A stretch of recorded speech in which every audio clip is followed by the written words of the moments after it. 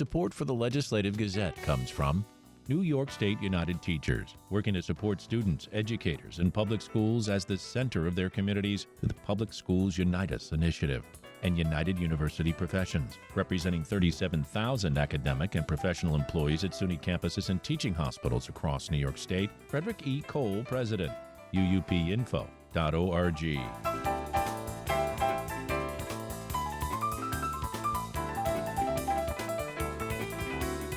As temperatures drop throughout the state, New York Governor Kathy Hochul and other local lawmakers this week called on President Donald Trump to release federal heat assistance funding. The Legislative Gazette's Sajina Shrestha reports. Mary Mayfield is a grandmother from the suburbs of Colony. She is a SNAP beneficiary and relies on the Low-Income Home Energy Assistance Program to help heat the house, which she shares with her two grandchildren, aged 7 and 14, and her dog. At a press gathering at the New York Capitol on Monday, she talked about the struggle between sufficiently heating her house for her loved ones and paying her energy bills. This time of year is getting colder each day and night. And I'm listening to my granddaughter, my youngest one, say, "Oh, it's cold in here. Put up that heat," you know. And I try to keep it at one temperature. But the Trump administration hasn't agreed to provide the funding yet, and that's just wrong.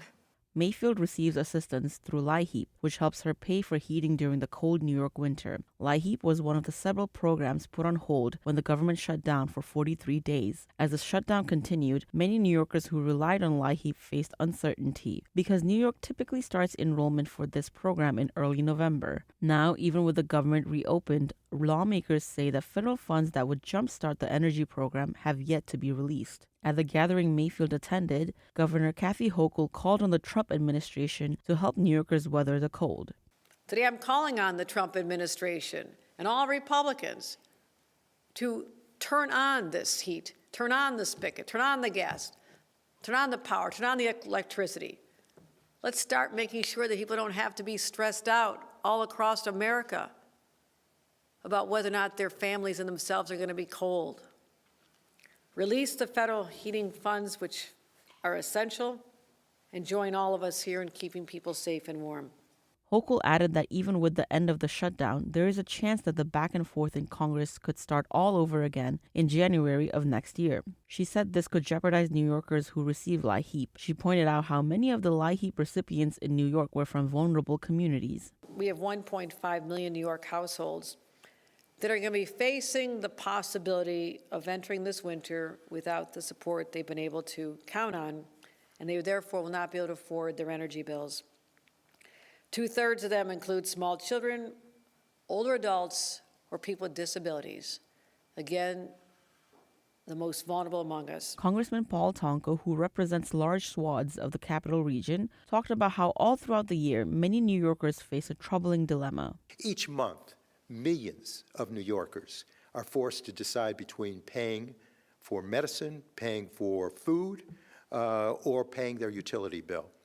And HEAP is one of those strong federal programs, proven and effective, that helps struggling New Yorkers who have had to face those unthinkable choices. Tonko also called out President Trump for exacerbating the problem by elongating the shutdown, creating more federal programs to stop running. This is coming at a time when working families are experiencing massive health care cost increases, rising costs for groceries, and certainly for energy bills. And it's clear that this president is out of touch. He either doesn't know or perhaps doesn't care about struggle, Americans who are struggling at this moment with these basic costs of living. According to state officials who spoke to New York Focus, federal HEAP funding may not reach New Yorkers until at least November 24th. For the Legislative Gazette, I'm Sajina Shrestha. Advocates rallied statewide this week to call for sentencing reform ahead of the 2026 legislative session. The Legislative Gazette's Mariam Hamed was there in front of the governor's mansion in Albany as formerly incarcerated individuals and their families and Albany community organizers called for support of the Communities, Not Cages campaign. We need communities, not cages. Communities, not cages. The Communities Not Cages campaign is advocating for the passage of 3 bills geared towards sentencing reform in the 2026 legislative session: the Second Look Act, the Earned Time Act, and the Marvin Mayfield Act. The Second Look Act allows incarcerated individuals who have served 10 years of their sentence to apply for a sentence reduction, and the Earned Time Act would allow incarcerated individuals to earn time dedicated to rehabilitation to make an easier transition upon their release. The Marvin Mayfield Act would eliminate mandatory minimums, which require a minimum amount of prison time by law for specific crimes, which the Communities Not Cages campaign says can be an incentive to individuals to plead guilty for a deal even if they are innocent. According to Garrett Smith, a statewide organizer with the Center for Community Alternatives, the bills would allow incarcerated individuals an easier transition to life outside prison. Majority of people have a release date, and then they're being released to the community and with no services, no supports, no way of really moving their lives forward. Smith says that the Communities Not Cages campaign, which launched in January 2022, is advocating for the end of mass incarceration and criminalization in New York State. I call it personally systemic oppression because it's very organized. It's very a lot of arbitrary rules that's really just put in place to keep a person stagnant at whatever level within the socioeconomic system they're in. But we're here to really just try to remove those barriers and instill self-reliance so people can move their life forward as they see fit. State Assemblymember Gabriela Romero addressed the impact mass incarceration has on Black and brown communities in the state. Romero told WAMC News that she was particularly invested in the passage of the Marvin Mayfield Act, saying that it would allow judges to look at cases on an individualized basis. So that bill specifically would end mandatory minimums and make sure that judges are able to have wide discretion, make sure that every single case is treated individualized and based on the facts of that case. Advocates also spoke about the omnibus bill that is currently awaiting action from Governor Kathy Hochul. The prison reform omnibus bill that was passed by the state legislature in June would increase transparency in correctional facilities. It was passed in the wake of the killing of Robert Brooks, an incarcerated man who was killed by correctional officers in Marcy Correctional Facility in Oneida County last December, sparking statewide outcry and calls for reform.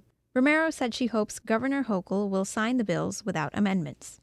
I think that these bills, like I said, are common sense. I think that a lot of these bills, adding that label of moderate, left, right, whatever, these bills, no matter where you are on a political spectrum, add a level of transparency and accountability that's needed within our prison system. Jamie Bailey Warren, whose husband Stephen Warren was incarcerated for 28 years on murder and robbery charges, spoke about why she believes incarcerated individuals should have better access to rehabilitation programs. She said she hopes that bills like the Second Look Act and the Earned Time Act will allow incarcerated individuals who have completed rehabilitation programs to be released earlier. We need to bring our people home. There's way too many people that are in there serving, 20, 30, 40 years or more. I know wives of 2 people that are serving like 110 and 120-year sentences. That we don't have the death penalty anymore, but that is essentially what you're giving someone when you give them 110 or 120 years.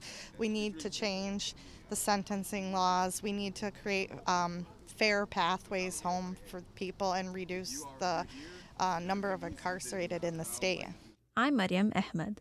In a statement, a spokesperson for Governor Kathy Hochul's office said the governor will review the omnibus bill and that the safety of all New Yorkers is a, quote, top priority, citing new changes to the Department of Corrections and Community Supervision's policies.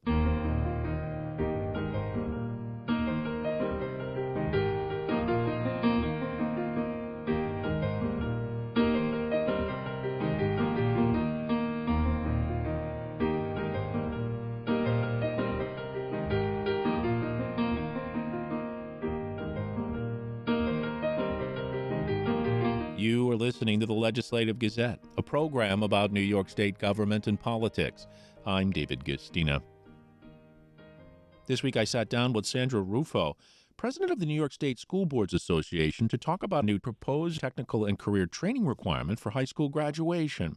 I guess we should start, Sandra, with what are these new requirements and why is BOCES so well positioned to do this? Well, upon approval by our regents, the proposal will be that's beginning in the year 2027, 2028, those students who are entering as ninth grade students must complete 1 career and tech ed credit and that can include financial literacy or any CTE field.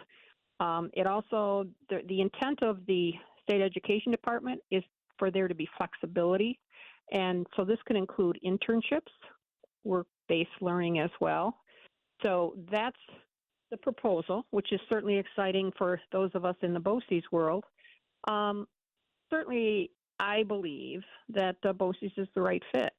It has a proven record. Last year, there were 43,000 students in high school who earned competencies needed for college and the workforce. And the BOCES has to work collaboratively with business advisory groups, which they do. And this provides the knowledge that BOCES need to create new programs or to make sure that the programs that they have are up to date. So actually, in the last 3 years, 79 new CTE programs have been developed. So BOCES has the ability to specialize. They centralize their services. And districts share costs. And initially, when BOCES was created about 75 years ago, certainly it was created with rural areas in mind because they did not necessarily have the means, the financial means. They were inefficient in creating CTE programs, and they wouldn't be available. So that's how we got to the place where we are now. Yeah, and you mentioned these specific programs. I know there are different ones around the state. Can you tell us a little bit more about skilled-specific programs? Oh, absolutely. Certainly one thing, though, the difference between the BOCES of the 50s and the BOCES of today is they're really highly specialized. A lot of technology is involved in them. So even courses that you might not think, well, how would technology fit into that? They do. So we have certainly our building trades, our carpentry, our plumbing, our electrical, our masonry, programs like welding. But even those programs aren't the same as they were initially years ago. We actually, initially you probably would think of carpentry, you learn how to build a birdhouse. And Sure. Certainly there are programs that we have where students learn to build a birdhouse. But we've recently, in the past few years, built two homes for Habitat for Humanity with everything, electrical, plumbing, etc. So that's how that's grown. In the automotive area, we know if you get into a new car, you can't figure out all the buttons and the technology involved. And those skills have to be taught to our students. So we have close relationships with the auto dealership. And our BOCES, although we have similar programs, there's 37 BOCES. So, we have programs that are specific to a specific area. And that's why we depend on those business liaisons so that we will be able to meet the needs of an area. There's health fields. There's heavy equipment. Our heavy equipment at the BOCES that we have, the students are out on backhoes and bulldozers and learning how to drive tractor trailers. So we culinary area, hospitality, and cosmetology is a huge program in many districts, BOCES districts, and our criminal justice program is phenomenal. So those are just a few of the CTE type of programs. Certainly BOCES offers more. We talk about those business partnerships that we have, the advisory councils. So in New York State, if you have an approved career and tech ed program, you have to have 2 at least industry advisory meetings per year. If you're talking about a new program and developing one, for example, we're considering turf management. You have to obviously meet more frequently to be able to establish what do we need in that industry. We're speaking with Sandra Rufo. She's the president of the New York State School Boards Association. She also serves as president of the Broome-Tioga BOCES. What's happening out in Broome and Tioga counties? What are your specialties out there? Well, there's a lot going on with the building trades, not specifically in Binghamton, but certainly I'm sure you've heard of Micron, which is being built in Clay, Sure. New York, near Syracuse, and they're in need of 4,500 employees and over 40,000 community jobs. If you've had the opportunity to drive through Syracuse, you know that it's a little difficult navigating on the roadways, and all that's in preparation for when Micron will be up and running. I just read actually about Regeneron Pharmaceuticals, which is going to build 2 factories in Saratoga, and that would be not 2, but a factory, $2 billion, and that will need 1,000 jobs, and they're good-paying jobs. So the issue is the jobs are there, but the frustration is there's huge shortages of employees. Actually, the Ford CEO, Jim Farley, has 5,000 mechanic jobs paying over $120,000 a year. That's about twice the average salary in the United States, and they are unable to find those with the skill sets that are needed.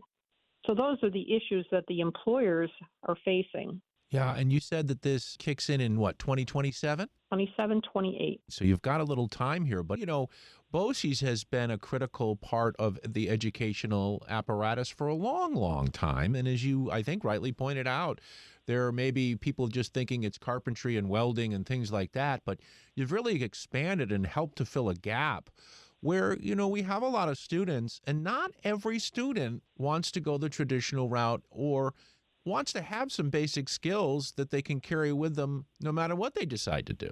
Correct. And we have a number of projects. And again, this is not just specific to Broome Tioga. All of the BOCES within the state have programs to meet the needs within their communities.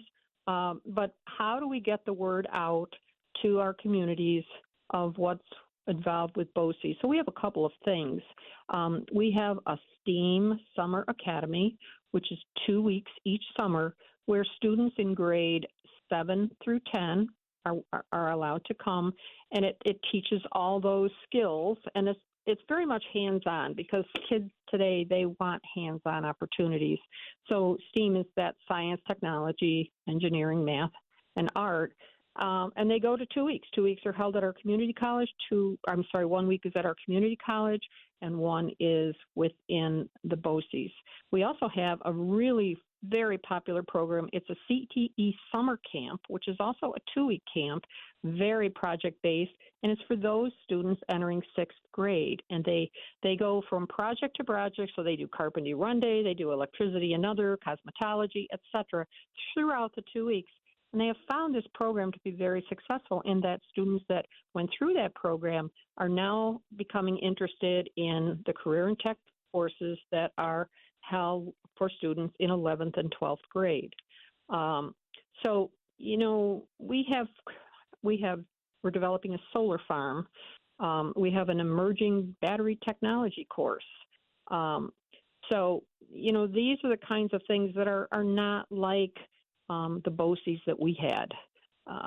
They didn't even have these courses, and the same is true in 5 years. There are many careers that we don't even know what they are yet. So BOCES constantly has to punt and to be able to change, and that's why we depend on these business partners. And there are also phenomenal CTE courses that are held in our local districts. So it's not that BOCES certainly is the only game in town, but BOCES certainly has the breadth to be able to offer tons and tons of CTE courses, something that a student will be interested in. We do have a program for students in 9th and 10th grade, which is not typical for BOCES for CTE, because typically you start when you're a junior and a senior.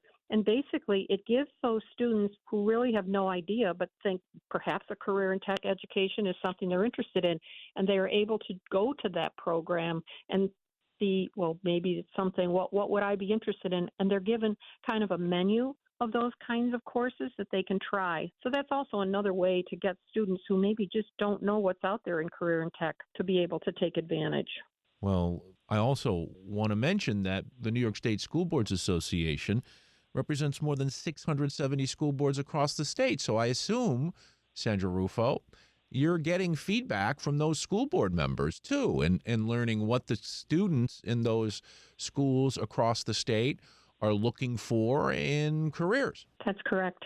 It's interesting, though, in spite of, we have over 5,000 school board members within the state. We have our 37 BOCES, and however many there are that are involved with a BOCES board. There is so much involved with BOCES that I sincerely learn every time I go on a tour of BOCES or I hear about a new program, because it's constantly changing. So I, certainly would encourage school board members from across the state, when they have an opportunity, to visit their BOCES and see what they have, because if you don't know what they have, it's hard to promote it. Yeah, and to give people who are listening a place to go, is there a place they can go to learn more about BOCES? There are websites online that tell you all about BOCES and what BOCES has, and certainly every area of the state has a BOCES affiliation other than the Big Five, which are our larger cities. They are not involved with the BOCES. They have other means by which they have their students get career and tech ed education. But certainly to just go to, that BOCES, it serves your community. So the 37 BOCES serve the entire state, and they're very, organized based on location. Yeah, and just in case someone doesn't know what it stands for, it's Boards of Cooperative Education Services, and it's BOCES if you're going to search for it online. Sandra Rufo, president of the New York State School Boards Association, also president of Broome-Tioga BOCES.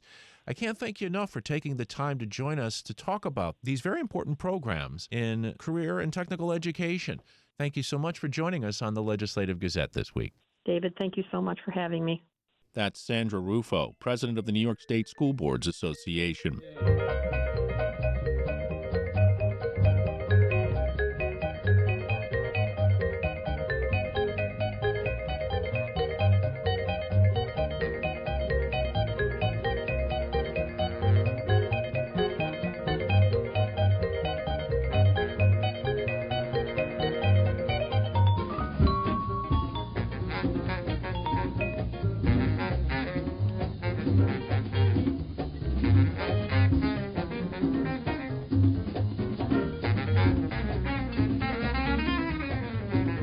You are listening to the Legislative Gazette, a program about New York State government and politics.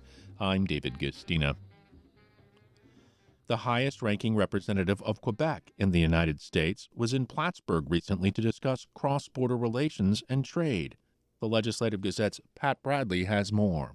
This is the second time the head of the Quebec government office in New York has visited Plattsburgh this year.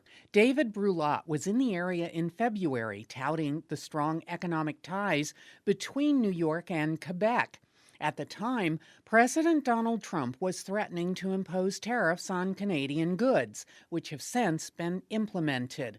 Brulot says it has stressed the economic relationship between Canada and the United States. Our businesses are still, doing business here, but we've had, very challenging sectors. Tourism, for example, because of what's happened. But now we're 10, 11 months into the new administration, and I think people are starting to get their bearings around, how to continue to do business here in the U.S.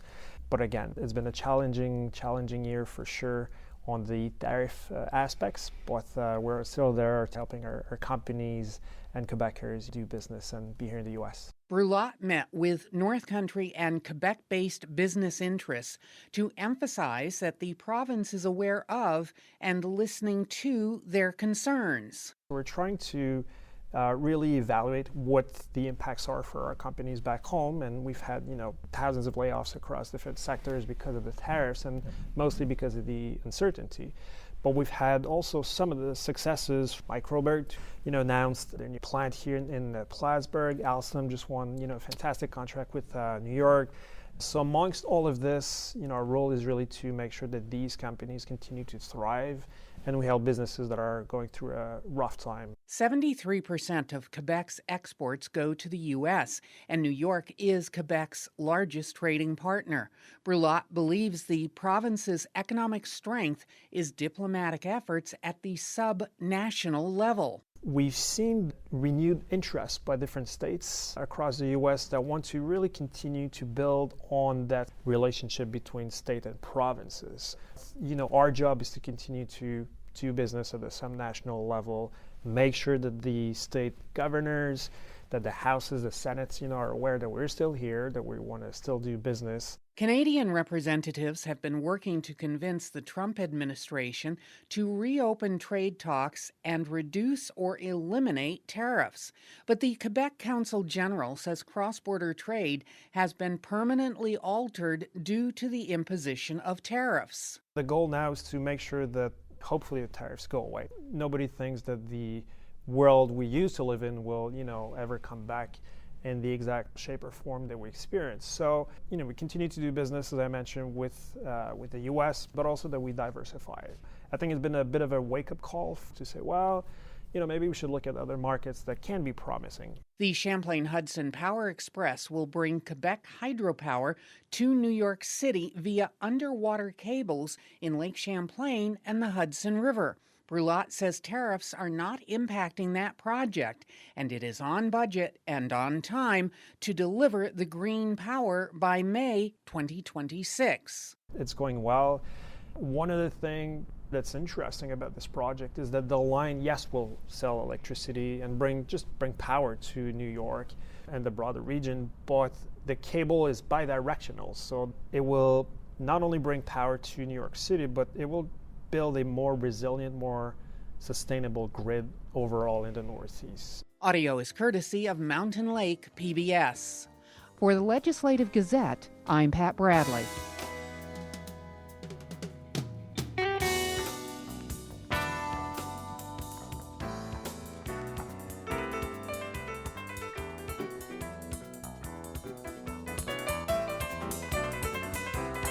And that about does it for this week's show. The Legislative Gazette is a production of WAMC Northeast Public Radio. We had help from the New York Public News Network.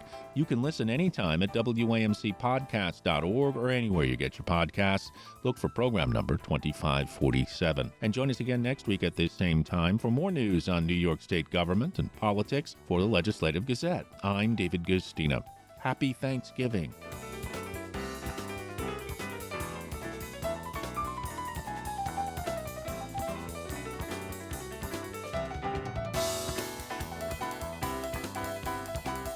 Support for the Legislative Gazette comes from United University Professions, representing 37,000 academic and professional employees at SUNY campuses and teaching hospitals across New York State. Frederick E. Cole, President. UUPinfo.org.